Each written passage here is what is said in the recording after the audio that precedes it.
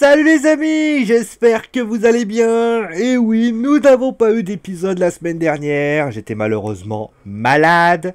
Et forcément, comme j'étais malade, je n'ai pas pu bien sûr vous présenter l'épisode 8 et 9 de Captain Tsubasa. Qui est, pour tout et pour tout, bien sûr, on va aller voir les deux épisodes, on va les analyser. Et vous allez voir finalement que les deux épisodes, on peut les analyser en un, parce que finalement, le match entre la Chugetsu et la Nankatsu, ça a été un très grand match.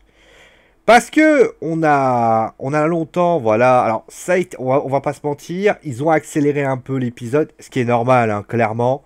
Quand tu as 52 épisodes, c'est évident qu'à un moment donné, tu es obligé d'accélérer un peu le rythme. Mais moi, ce qui m'a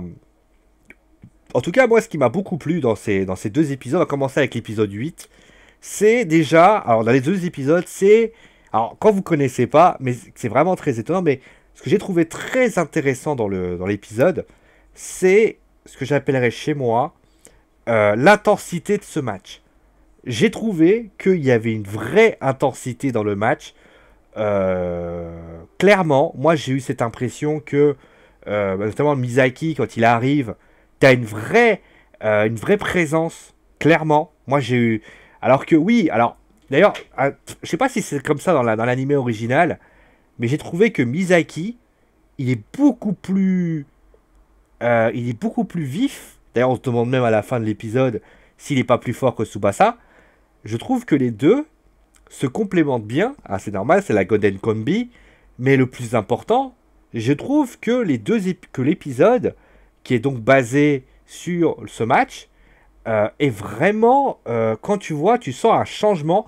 Et tu sens surtout que c'est pas juste deux mecs qui jouent ensemble. Il y a aussi Misaki, il défend bien, il dribble bien. Et franchement, ses dribbles sont super bien faits. Honnêtement, je crois que les dribbles dans l'épisode, les deux épisodes ont été vraiment de très bonne qualité. Et alors, on va bien évidemment parler de l'épisode en lui-même. On va parler bien sûr de l'épisode 8, que j'ai trouvé d'excellente qualité. Alors peut-être que je me trompe, peut-être l'épisode 9 et l'épisode 10, hein, clairement, on verrait. Mais moi j'ai trouvé que l'épisode qui a été diffusé donc la semaine dernière, j'ai trouvé que vraiment, les scénaristes ont super bien géré cet épisode. Alors oui, on peut parler de bémol, ce serait sans doute le retourné acrobatique de Tsubasa, parce que, je l'avais dit lorsqu'il était apparu dans l'épisode numéro 2, je l'ai redit encore, c'est un moment important dans la série. Parce que c'est ce tir qui a été fait, c'est ce tir qui donne, clairement, qui fait que Wakabayashi prend ce but en dehors de la surface de réparation. Et ça, j'ai trouvé ça très bien. Honnêtement, j'ai trouvé ça très bien à l'époque. Mais là, en nous le montrant avant, je pense qu'on nous a un petit peu gâché cette magie.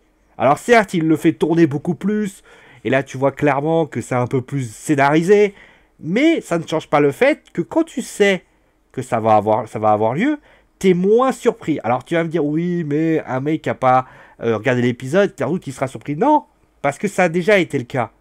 Alors tu vas me dire, oui, messieurs, Tsubasa, il est tellement fabuleux qu'à un moment donné, il est très capable de le faire. Oui, sans doute. Mais, je suis désolé, c'est un moment symbolique pour les fans de Captain Tsubasa. Ce moment est symbolique, et si tu en as enlevé inconsciemment, c'est symbolique dans ce match. Mais il n'y avait pas que ça, et franchement, s'il n'y avait que ça à critiquer, je pense que l'épisode était nul. Il y avait plein d'autres choses. Et déjà, je vais parler notamment, bien évidemment, de Wakabayashi, et de cette peur de Wakabayashi qui donne... D'ailleurs, je trouve que c'est mieux amené comment ils font pour passer à la cage aux oiseaux. D'ailleurs, je vais en parler de cette cage aux oiseaux, qui est super bien faite d'ailleurs, que j'ai trouvé très bonne. En fait, pour expliquer comment ça se passe, ils sont à deux doigts de se prendre un but. Et si je me souviens bien, ils n'y arrivent pas. Je crois que soit Wakabayashi récupère le ballon, ou alors il y a un poteau ou des choses comme ça. Et inconsciemment, ça fait réfléchir la Chugetsu qui décide, et Wakabayashi décide de casser le jeu. Et d'ailleurs, c'est très bien expliqué par Roberto Hongo, qui explique clairement que Roberto, il dit que les pros le font. Et clairement, qui n'a jamais vu une équipe de foot, alors certes, c'est moins criant, mais qui n'a pas vu une équipe de foot qui a décidé de jouer à la cage au oiseau, en fait, de jouer, en clair, c'est, tu prends le ballon, tu le fais passer derrière, tu fais passer devant, tu assures le plus, et c'est l'équipe adverse qui est menée au score, qui doit faire le pressing, et donc, en faisant le pressing, tu as ce risque de te prendre un but. Et c'est là qui est très fort. Et le truc, c'est que il y a cette référence, et justement cette fameuse cage au oiseau, qui est montrée, et je trouve que c'est tellement bien fait, c'est aussi les impacts. Tu vois, notamment, Izikaki qui se prend la cage comme dans la pleine face. Et je trouve ça très bien, parce que ça prouve à quel point c'est symbolique cette cage. Cette cage, c'est une cage au oiseau. C'est-à-dire qu'ils sont complètement emprisonnés, ils veulent y aller, mais ils peuvent pas parce que c'est comme quand vous êtes enfermé dans une cage. C'est comme par exemple dans le cage quand vous faites un Hell in a Cell. Quand vous êtes dans un Hell in a Cell, vous pouvez pas sortir. Et c'est typiquement vous qui devez trouver le moyen de sortir. Et pardon, je suis toujours malade. Et aussi, il y a un autre truc que j'ai remarqué dans cet épisode. Donc, et après, quand tu vois, alors là par contre, c'est magnifique. Magnifique. Honnêtement, j'étais magnifique ce moment. Quand la cage explose et que tu vois un aigle qui apparaît. Mais j'étais comme ça, j'ai fait, mais c'est tellement beau. Ça prouve à quel point c'est Tsubasa qui se réveille et un aigle majestueux qui est symbolique. C'est le symbole de Tsubasa. L'aigle a été toujours... Enfin, après on dit toujours le tir de l'aigle pour Matsuyama. Mais l'aigle a toujours été un symbole pour Tsubasa. Et là, tu vois, le tir de la feuille morte, on parlait souvent d'un aigle qui dépose ses serres. Et c'est la même chose. Et tu vois l'aigle qui se... C'est magnifique. Honnêtement, j'ai trouvé ça tellement beau. Je me suis dit, mais... Ah ouais, putain. Alors, je sais que dans l'épisode... Et je me demande même si c'était pas possible de le faire dans l'animé original. Je me demande même si c'était pas possible de montrer... Alors, peut-être pas aussi de manière si théâtrale, mais de montrer clairement derrière, comme l'avait fait notamment quand Mark Landers, Korago Yuga s'entraîne, tu savez, quand il a ce coup de pas bien, quand il voit Ruyan Ross, Mizugi s'écrouler, il a cet aigle qui apparaît comme ça, et là tu vois le tir qui part comme ça. Mais un aigle, Wakabayashi, peut-être dans l'anime original, on peut te dire, voilà, c'est tellement un aigle qui va. On aurait dit, voilà, une cage à oiseaux, un pigeon. Et là, tu vois un aigle. C'est vraiment magnifique. Honnêtement, quand j'ai vu ça, j'ai fait... Ah ouais. Ah ouais, bien joué. Ah bah là, j'espère qu'on va trouver la photo pour la miniature. Parce que sans déconner, c'était très très beau. Et finalement, ils réussissent à marquer ce but. Bon, après, vous avez compris. Et je trouve... Alors, je sais pas comment ça avait été fait dans l'anime. Après... Je ne peux pas savoir si l'anime original ça a été fait mieux ou pas pire. Parce que forcément, j'ai pas reçu... On n'a jamais eu les versions VOSTFR de l'anime original. Mais quand tu vois la claque que prend Wakabayashi par Ikami, je crois, un truc comme ça. Et que... Mikami, pardon. Et que tu vois le mec qui te regarde et qui dit « Tu es sur mon équipe. Comment tu sais ça? C'est toi tout capitaine ?» Et là, il te dit « Tu sais quoi? Ma collaboration se termine là. » Et là, tu te dis, mais putain, le mec, il a mis une patate. Et alors après, et là, tu réalises, et c'est beaucoup mieux amené la manière dont Wakabayashi réalise les choses. C'est-à-dire qu'il prend cette claque, et en fait, il se rend compte dans sa tête que, en fait, le football, c'est pas juste, c'était un défi. Oui, c'était un défi. Mais que le plus important, c'est de gagner. Alors, peut-être que c'est amené un peu vite, mais il aurait très bien... Ça aurait peut-être pu avoir quelques flashbacks, etc. Ça, c'est vrai.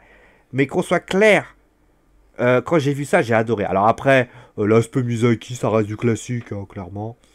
Et là, par contre, là... Alors, je crois que c'était pas pendant là, mais clairement, voir Wakabayashi mettre une patate et mettre le ballon au fond, je trouve que c'est symbolique aussi de ce qu'est Wakabayashi ensuite.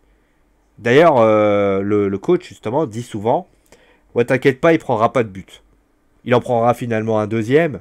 Mais, en plus, il faut voir quand même le deuxième but, parce que clairement, il n'y a aucun gardien qui arrive à l'arrêter, ce but.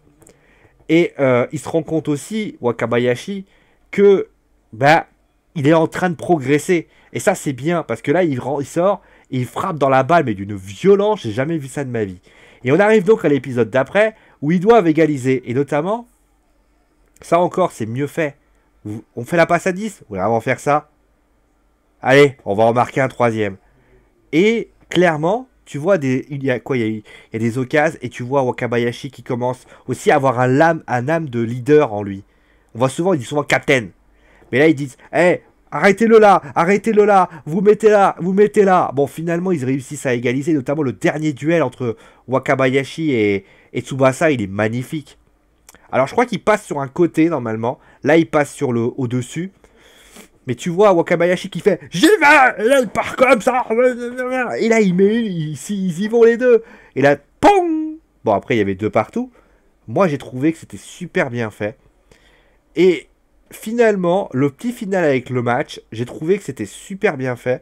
J'ai trouvé que honnêtement ce match, il y avait de l'intensité, et qu'il n'y avait pas, peut-être pas dans les épisodes précédents. Moi d'ailleurs je tiens à signaler qu'ils n'ont pas fait l'erreur de se dire on va faire des épisodes avec des terrains qui font 50 mètres, ils le feront sans doute plus tard parce que oui, mais ils se disent on va jouer sur l'intensité. Et ça se voit, il y a de l'intensité. Regardez juste les épisodes originaux. Dans les épisodes originaux, souvent, vous aviez des joueurs qui couraient au Yuga, mais souvent, ce qui se passait, c'est qu'il n'y avait pas beaucoup d'intensité. Regardez bien les épisodes. Alors, c'est pas pour leur faire injure, hein, mais il n'y avait pas beaucoup d'intensité. En général, tu as souvent des duels, tu as souvent des choses comme ça, mais t'es pas plus amené. Là, tu avais une intensité qui évoluait. Et je trouve que c'est super bien fait. Honnêtement, moi j'étais comme ça, j'ai fait ah ouais. Je pensais pas qu'il y avait une telle intensité dans un. Franchement, il y a plus d'intensité qu'un match de Ligue 1. Quand tu vois par exemple les passes, les machins. Alors je sais que tu prends la Golden Combi, c'est super bien fait. Izawa qui réussit notamment à récupérer le ballon, ça va vite, ça va. Et surtout, ils font des trucs assez cons, mais c'est mieux expliqué. Et ça, c'est super bien fait. Donc après, il y a deux partout. Honnêtement, alors après, je pense qu'ils ont voulu accélérer, encore une fois, la décision de décider que de Roberto qui emmène Tsubasa au Brésil. Alors il y a le journal qui arrive, donc ça c'est l'original, hein. Vous avez le Wakabayashi qui arrive. Wakabayashi, donc ils apprennent donc qu'il va y avoir une fusion des différents clubs départementaux. Et à ce moment-là, donc vous avez l'équipe qui se forme dans, si je me souviens bien, dans l'épisode, dans la fin de l'épisode. Mais avant, ils apprennent donc, Tsubasa apprend qu'il va au Brésil. Et je trouve d'ailleurs qu'il y a un symbole très fort, c'est le regard de Roberto à la fin. Pour ceux qui ne savent pas, parce que planquez-vous, touchez vos oreilles, coupez le son, je vous préviens. C'est bon? Roberto n'emmène pas Tsubasa au Brésil. En fait, Roberto se barre avant, et en fait, il laisse Tsubasa au Japon. Parce qu'il se dit, ouais, en fait, t'as plein de choses à apprendre, et je ne peux pas t'emmener au Brésil pour l'instant. Et tu vois ce regard, et tu te dis, ah, il commence à hésiter. Il se pose des questions, en fait. En fait, c'est comme si tu avais un mec qui se disait putain, est-ce que j'ai pas un peu. Je me suis pas un peu emballé, là. Parce que oui, le mec, c'est un grand. Et surtout, il y a d'autres trucs. Il dit qu'il part au Brésil. Dans l'anime original, jamais. Enfin, corrigez-moi si je me trompe, mais jamais il avait été mention que Roberto partait au Brésil. Dans l'épisode original, on va quand même rappeler ce qui se passe. Donc, on apprend donc qu'il boit. Qui commence à boire. Et à ce moment-là, Tsubasa déboule. Il lui parle, etc. Après, il y a le fameux journal, etc. Et je peux vous garantir qu'il n'y a pas cette discussion entre le père, donc le père de Tsubasa, et la mère de Tsubasa, et Roberto. Roberto, en fait, annonce, alors il vous explique, voilà, qu'il s'est voulu se suicider, mais ça, c'était déjà fait. Euh, mais c'est expliqué différemment. Il arrive, il dit, voilà, moi, je veux que votre fils aille au Brésil avec moi. Mais jamais il explique qu'il quittera, que s'il change d'avis, il resterait pas au Brésil. Jamais. Donc Roberto, en fait, explique finalement la logique. Et ça, c'est bien aussi. Parce que c'est bien ce qu'ils... Franchement, les développeurs, je vais quand même les donner les développeurs parce que clairement, ils ont un talent, honnêtement. Alors, je sais pas qu'est-ce qu'ils ont fait. Ah, j'ai tapé Captain Tsubasa. Bon, voilà. Un dénouement heureux. Ah, épisode 8 et 9. Voilà, t'avais raison. Qui c'est les éditeurs? Est-ce que je peux les trouver? On va aller sur la chaîne L'équipe, ça m'intéresse pas. C'est... Ah, c'est dommage qu'on n'a pas les éditeurs. Ah, ça y est, peut-être là. Titre original, générique d'ouverture, action shonen. Ah, c'est dommage, j'ai pas le... Ah, c'est dommage, j'ai pas le... Bon, bah, j'ai pas. Bon, tant pis, j'ai pas les éditeurs. Je sais juste que c'est... Ah, David Productions, voilà. Pour information, c'est ceux qui ont fait Code.js, Akito, Fairy Tail, Jojo Bizarre Adventure. Hein. Ah, franchement, ils sont pas des... C'est pas des manchots. Ils ont fait... Et je trouve que d'ailleurs, les producteurs, c'est simpliste, mais ça marche. Et avec la Coupe du Monde qui va arriver dans quelques semaines, moi je peux vous dire que Tsubasa, Captain Tsubasa va vraiment aller loin. Honnêtement, moi, marquez bien cette date parce que je pense que ça peut aller loin. Donc voilà, finalement cet épisode, eh ben, c'est vraiment un super épisode. Les deux épisodes sont excellents. Et je pense d'ailleurs que moi j'ai envie de voir ce qui va se passer dans le prochain épisode. Je pense qu'ils vont comment... Alors, je pense que là, dans le prochain épisode, on va voir la blessure de Wakabayashi. Parce que là, clairement, il manque voilà, il y a la blessure de Wakabayashi. Tu peux pas enlever la blessure de Wakabayashi parce que sinon, tu n'inclus pas l'arrêt logique de Morizaki. Morizaki, en fait, d'ailleurs, à noter que Morizaki n'est même pas mentionné à la fin. Morizaki, pour ceux qui savent pas, c'est Alan Crocker. Donc ça veut dire que Morizaki, là, clairement, c'est le petit mec qui va... Et ça aussi, c'est intelligent, parce que peut-être que ça veut dire qu'on va commencer à se poser des questions. Est-ce que Morizaki est... C'est vrai que c'est une passoire, ce gardien, au départ. Hein. Mais pour revenir à ce que je disais, et terminerai avec ça, il faut... Là, le prochain, ça sera la blessure. Je sais pas comment ça va se passer. Est-ce qu'ils vont le blesser pendant les éliminatoires? Ou est-ce qu'il va y avoir la blessure? On rappelle que dans la mini originale, il se blesse par rapport à la jambe, clairement. Mais s'il décide de prendre Morizaki, bon, enfin, faut pas oublier que Wakabayashi, il fait ça à la fin. Il fait dans le dernier épisode. Hein, il fait rien dans les épisodes précédents. Parce qu'il est évident que s'il avait été là, la Nankatsu, il finissait premier avec 14 000 points d'avance, clairement. Bon, en tout cas, voilà, donc on vous remercie avec notamment le premier duel entre Yuga et qui va peut-être donner quelques petites choses intéressantes. Bon voilà, on va s'arrêter là pour aujourd'hui. Donc très très bon épisode encore une fois. Honnêtement, ils font du très beau job. Merci à vous tous, je vous fais des gros bisous et je vous dis à très vite bien sûr pour une nouvelle review de Captain Tsubasa. Allez, ciao tout le monde!